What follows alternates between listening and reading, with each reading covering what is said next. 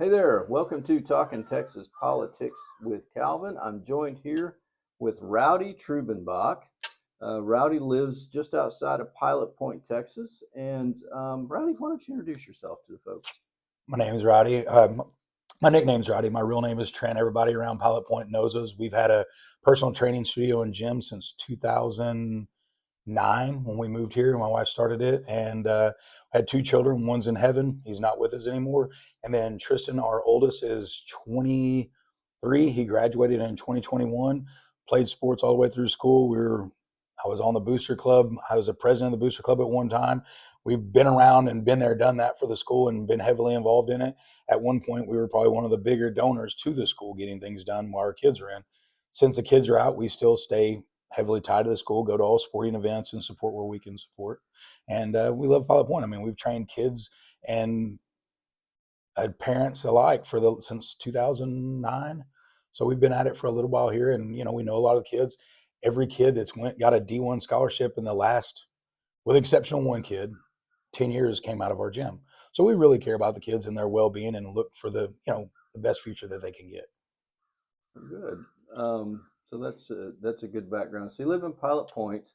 The Pilot Point, or just outside of Pilot Point, the Pilot Point Independent School District has a $295 million bond proposal. Do you have any thoughts on that? I mean, when you're talking lottery numbers, front end's 295 million, back end's 566 million. I mean, you're talking Powerball lotto numbers. That's a big number to talk about. I mean, in my opinion, I think that before you become so cavalier with a number that big, you need to have a lot more research and a lot more background and be 100% prepared to put that money to work for the kids and the community. This bond, everything that I've read on it and seen on it, it's based on speculation of growth. All the people that are pushing the bond, we have 29,000 residential lots approved already by the city. That doesn't mean they're going to live there, move there. And during the growth periods that they want to use from 20 to 23, we sold 500 homes. Out of that 500 homes, our school numbers only went up 80 students. That's 1.6 kids, or no, 0.16 kids per household.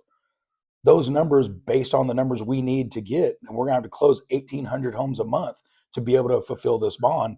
And it's kind of cute the way they've positioned this bond, as they call it a growth bond. You only get it as you grow. Well, then why don't we just wait till we grow? You know what I mean? If you're betting on speculation, I mean, you couldn't go to the bank and say, hey, I want to buy this place across the road because I really think my business is going to do better in the next 5 years. And I want you to loan me the $1 million to buy this land. They're not going to do it. That's not how it works.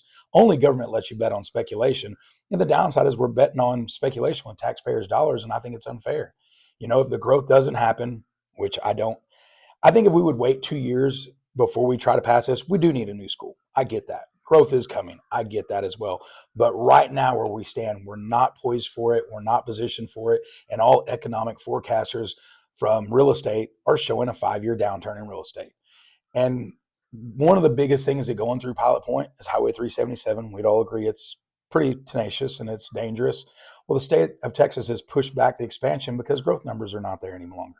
So instead of starting next year with the expansion, they've already bought all the land. Instead of doing that next year, they're like, hey, man, growth numbers really aren't there. They can stick with that 2-lane highway.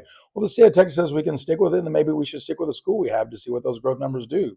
I mean, I would assume that traffic down a highway is pretty relative to people living in an area, wouldn't you? Well, yeah, and if anybody would know, it would seem that TxDOT would know that. It'd have a Yeah. pretty good beat on it. And they're pushing off the expansion because growth numbers are down. You look at all closes. I mean, I'm a licensed real estate agent. Pull the numbers up of closings. Our closing numbers don't suffice that. And a lot of people fail to realize that the only thing that's going to drive us paying for the bond are new rooftops for residential homes. We don't have an abundance of commercial. We do have a hotel going in. Will that help? That will help more than anything. That'd be great. But at the end of the day, it's still going to rely on new rooftops. Every house that's already there is a net zero. And we're still paying for the last bond where we purchase land instead of going to the developers and ask them to donate the land, which traditionally is how that thing kind of works. The developer wants the school in the neighborhood because it makes their property worth more value. Because somebody wants to buy it where their kid could walk to school, or they could ride a bike to school, or Mhm. mom and dad could walk their children to school. We're not doing that. We decided to, I think the last bond was $56 million, and we're still paying for that. So is it J&I or INJ? I get them. I'm dyslexic, so it's one way or the other for our school bonding. So yeah, you have the interest in sinking, the Yeah, INS. INS. So we're at 0.20, and they want to push us to 0.50, which is a 150% increase. To me, that's a big jump, and everybody tries to dumb it down when you listen to Facebook and our illustrious group of idle chatter. It's like, well, it's only going to be about $70 per house. If you have a $350,000 house, yeah, go try to buy a $350,000 house in Pilot Point right now. It's kind of tough. There's a few out there, but they're fixer uppers.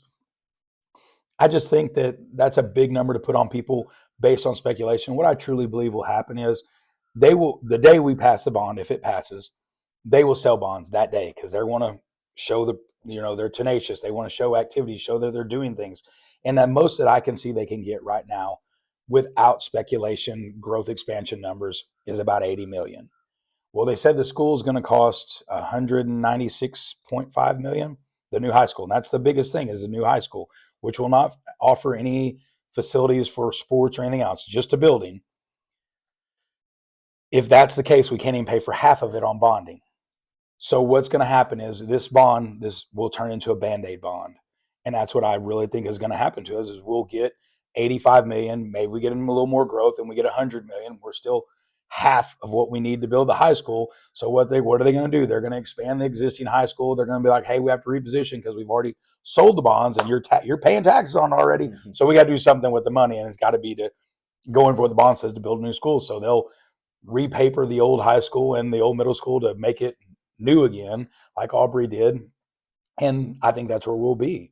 I just think where our growth numbers are, people have to slow down and take a breath. If you look at Pilot Point ISD testing scores, we're not knocking out of the park with delivering these children an excellent education. My kid graduated there, went to Oklahoma State University, and was so far behind the eight ball, he was like, Dad, I just don't think I can do college. And it's not for everyone. But we're not leaving kids leave here with college readiness. Our dropout rate's high. The number of kids that we have in DAP, which is like the school jail, if you will, you got in trouble and you're going to be in there. Our numbers are very high, and it's ridiculous. And then our testing numbers. You look at our test numbers from the STAR test and kids that are taking the ACT and SAT nationally ranked in like the bottom 30%. So if our kids were leaving and they were in the top 90% of the nation in testing, let's build a school. We've got everything else figured out. They need a shiny new building. But right now, I'm just not because only that we can't afford it, which we can't, and everybody knows that, but also we're rewarding bad results. You know what I mean? Like, so, you weren't good at your job. You're the superintendent, you're the teacher, you tested poorly. You love your job, but you want a fancy new building to go to work in, and you've done a crummy job, but hey, we're going to reward you with $295 million in tax dollars, which at the end is going to cost us $566 million. And I think a lot of people fail to realize I'll be dead before the bond gets paid off. Oh, yeah. Everybody that's voting for it will most likely have been dead, or the young people that are in 18, 19, they will be 60, 65 looking at retirement before it's paid off. And I just don't think people are looking at that from the standpoint of reality. I'm all about the new school and stuff, but we're betting on the future of people moving here. So we're going to put ourselves in debt for the people that may or may not move here to attract them to come here. Let them get here and start helping us, then we can do it. That's kind of how I look at it. I think that we've done that. I think Pilot Point ISD has made some giant changes. All you hear about is a turnover in teachers. We have a massive turnover in teachers all the time. Teachers want to be there. They don't want to be there. They don't make enough money. That's what you hear. Well, so they voted in the next calendar year to go to a 4-day school week. I don't really understand why. I know a lot of districts have done it. Gunner's done it. They have exemplary test scores. They're doing really good things. Tioga did it. Their education numbers were high. Test scores were high, much higher than Pilot Point's. We followed suit to go to that. The answer I got was we can attract more teachers. But we as taxpayers, 20% less time they're going to school, 20% less days, the lights aren't on, the electricity's not on, the heater, the air conditioning's not on. There should be some savings, but there's no savings. But they want that. And you look at Pilot Point's majority population is Hispanic. At 56% of our population being Hispanic, Hispanic households in Pilot Point average 2.6 kids per household. The cheapest daycare I could find was $40 a day per kid. So let's do the simple math. You have 2.5 kids, 2.6 kids in your house. It's going to cost you $100 a week for the daycare for that Friday they're off. You run that up for the month, that's $400 a month. And we throw a bond on there, that's $470 a month. For people making $15, $20 an hour, that's life changing. Yeah, that's a lot of money. That's going from, hey, hamburger helper to bologna. That's life changing numbers for them. And I just don't think that the people that have pushed this bond have considered that part of our population, and people will move. Sure. People will leave because of it. Yeah. So you mentioned the maximum amount. So maybe we could dig into that a little bit. So the maximum that they can tax is for INS is 50 cents per $100 valuation Correct. of property, and they have to have the ability to take that money and pay for the bond. So that's what you're getting at. That's the reason they can only take a portion Right. of that. Is that what you're saying? Yes. Yeah. So you talked a little bit about you've been around Pilot Point for quite some time. Um, have they historically made good financial decisions? Hmm. When we first moved here, they were in a bit of a pickle financially, and then kind of got it straightened out where the school has money in the bank and they're maintaining the district and done well there. When it comes to budgeting for future and making business minded decisions, I would say not the best.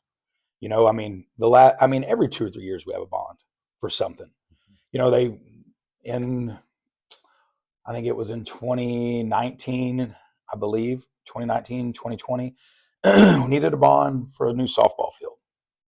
Now, the city, if you know where Golf Park is, Mm-hmm. where all the little softball fields, baseball, the school used one, and the city owns that land. The city at that point said to the school, we'll sell you all that land in those facilities for $1 million. Our then superintendent declined it. He said, no, we wouldn't do that. I don't know how many acres that is, but I would say it's, what would you say, 15, 20 acres? Yeah, right. And yeah, in a metropolitan area or a small town area, it's right downtown. Yeah, it's a huge chunk of land Yeah. for $1 million. And we already played softball there. We already used them. And we could have moved our baseball fields there. We could have had 2 practice fields there. It would have been a good business decision for the school. Nope, they didn't. They pushed for a bond to get the softball field. The bond failed. They built the softball field anyway. The one over there by the water retention pond next to the ag building. Mm. So a lot of people were upset about that. I didn't really have a dog in the race. I personally think that if the school needs things, they should find ways to do it within the budget and the tax dollars that they currently have. They facilitated it and found a way to do it then, but not before asking for the free money from the taxpayers first. Then there was the football stadium, which was a different deal. They turfed the football stadium, didn't really do anything huge renovations. Most renovations were press box and stuff were donated by local businesses, but the turf they put in, it was like $1 million. People raised all kinds of cane about it.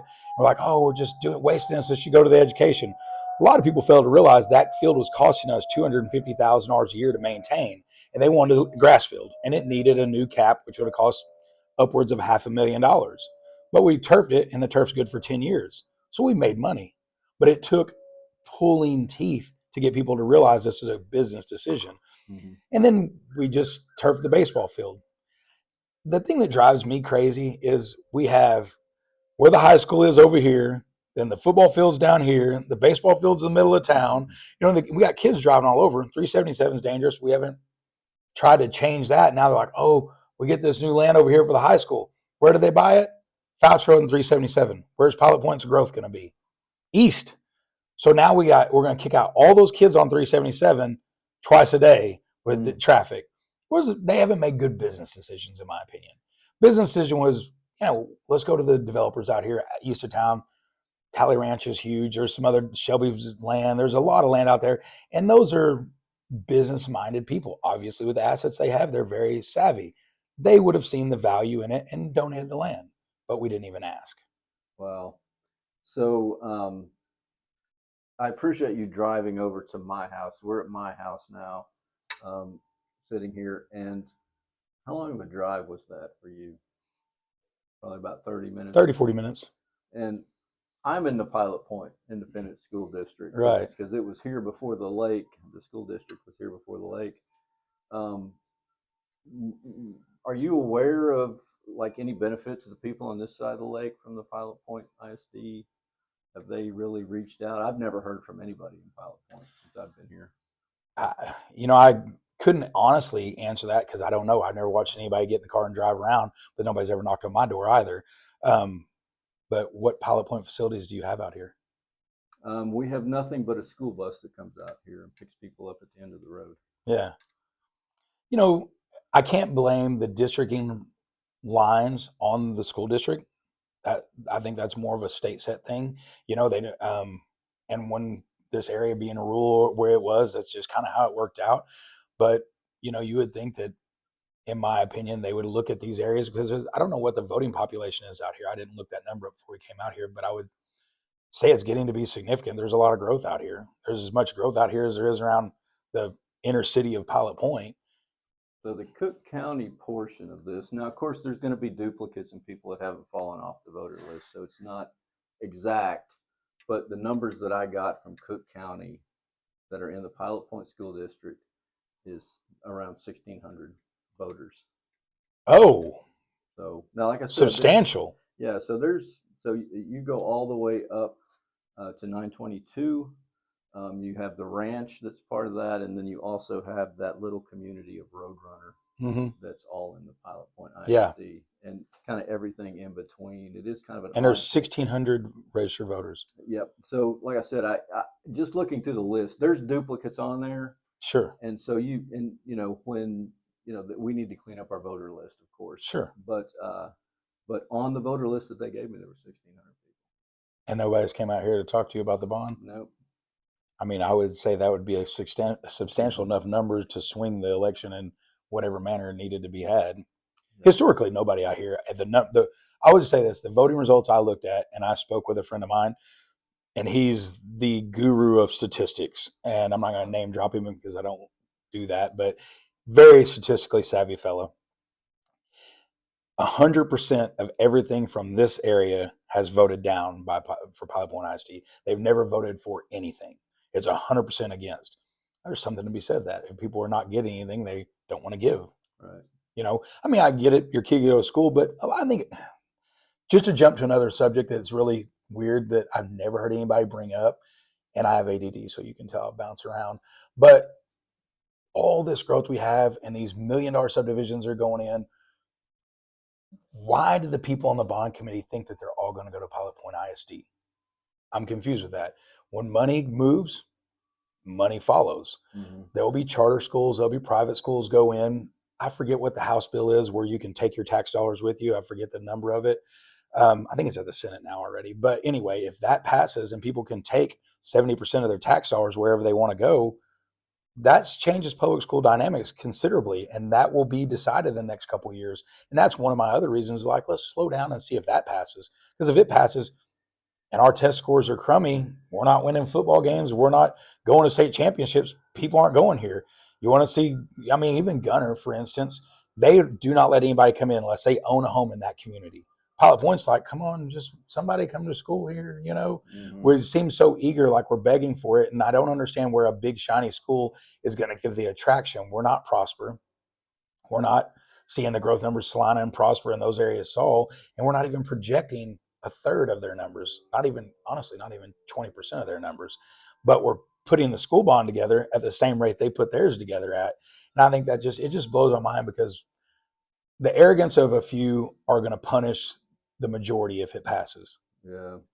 So most of the people on this side of the lake either homeschool or they go to one of the other schools. I'm sure there's a handful. Like I said, I see a school bus once in a while, but a lot of the people over here either school bus or they homeschool or they go to Tioga or they go to Valley View. Yeah. And they enroll there. So, it's tough though with public schools, with everything that goes on with public schools and the fear people have of sending their kid to public school for so many different things, for bullying for one, the cyberbullying for two that goes on in the schools. And now we have shootings and all this crazy stuff is terrible. And I know they can't prohibit that, but it is keeping people from sending their kids to public school. You know what I mean? People homeschool. It's very fashionable now. Homeschool has went up considerably over the last 5 years, 6 years, of course, through COVID. But, and you talked about taking the money with you. Well, the state of Texas actually passed last legislative cycle a school choice bill Right. that allows you funding for private schools. And so there's a lot of people that are going to take advantage of that. That is only anticipated to grow with the next. They capped it at $1 billion for this cycle, but Fair cycle, fair yeah, amount. yeah. Well, let me ask this: with all the things that we're discussing, as far as different sources that we're talking about, homeschool, the bill, and the House bill moving here and there, in my opinion, that sounds like a lot of intangibles. You know what I mean? You're juggling things and you want some surety. In business, you want, hey, I got this client's going to do this client's going to do that. I have this contract here, that contract there. In this, we're betting on purely people are going to send their kid to Pilot Point ISD because we got a shiny new building. I I just don't bet that way. You know what I mean? There's way too much speculation involved in it. And I'm an oil and gas guy. We deal with risk every day, but this is riskier than drilling an oil well. I'll just tell you that. Yeah, for sure. Well, I appreciate you driving all the way over here. I know it was a drive for you, and taking a few minutes to chat about this. Is there anything else you would want to share with people? I mean, honestly, I would like for everybody to take a step back and realize in the United States of America, in our Constitution, it's written, we're supposed to live for the greater good of everyone. Is the bond for the greater good of everyone in our community? And ask yourself that. And if you're a good steward of your community and you care about your neighbor, you have to really reflect on so many things: the 4-day work week, the hopeful people move here, the hopeful people buy homes, the hopeful that the real estate market makes this great turnaround. We saw the biggest growth we ever saw from 2020 to 23. And even off those numbers, we still won't forecast pay for this bond. So I think people have to get past the common statement I've seen on Idle Chatter is our kids deserve a big fancy building to go to school in. Okay, well, go take them to a big fancy school that's got a big fancy building. When you bought your house here, you could have went to one of these big fancy schools. Why didn't you go over there? Oh, wait, you couldn't afford to go over there. Probably that's why you came here for affordable housing. So let's make our housing unaffordable so we don't attract people. I just think there's a business decision needs to be made, and people have to stop putting emotion ahead of finances, ahead of their neighbors and everything else. We all have to look at the same thing. And I think if people really reflect on honesty at the core and look at our community, 56% being Hispanic that have more kids, are they being represented fairly? I don't think they are. I mean, and it's not my job or anyone else's job to do that for them. They need to get up and do it for themselves. I get that. But at the same token, we're all neighbors. We've all known each other forever. I mean, I've been here since '09 and we love everybody in the community. There's great people here. I just don't think that I would want to see some of my neighbors move away because they couldn't afford their home. And one last thing to add, since the growth of 20 and 23, 70% of the people that live in Pilot Point city limits, and I'm sure the county is the same. I didn't pull those numbers, but I did the city. They wouldn't qualify to purchase their home again today. Wow. That's a big number. Yeah, and that's a big deal too.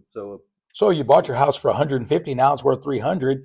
You barely qualified for 150. You damn sure couldn't qualify for 300, and now you want to throw another tax on there. I just think we have to think about those people, and that's a lot of our community. Wow, yeah, that's a good point. I don't think, and I doubt anybody's thought about that. And that's just, I mean, I don't want to see anybody move away. You know, I have friends that we've known forever and they're great people. They work in the cabinet shops, they work in restaurants, own restaurants, and, you know, they're waitressing and stuff like that. They're good people, great people in our community that keep the lights on for us and keep a hot meal in front of us and keep cabinets, keep commerce coming to Pilot Point. If they can't afford to live here, they'll leave. Mm-hmm. You know, and at the end of the day, even if they're renting a house or an apartment, it's going up because Yep, no landlord just decides to eat it. You know, it's just not going to happen. And another thing that I haven't really touched on, that upsets me. A lot of people you see on the Idle Chatter and Facebook that are advocating heavily for the bond, they're all over 65.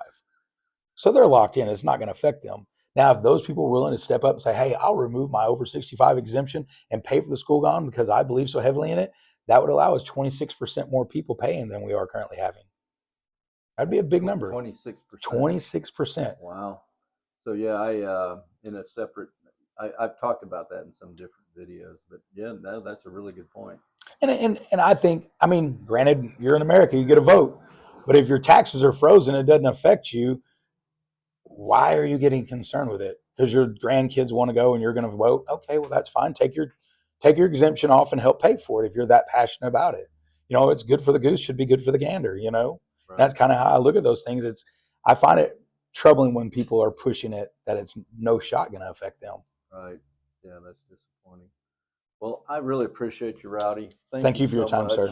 And thanks everybody out there for joining us today on Talking Texas Politics with Calvin. God bless you and God bless Texas.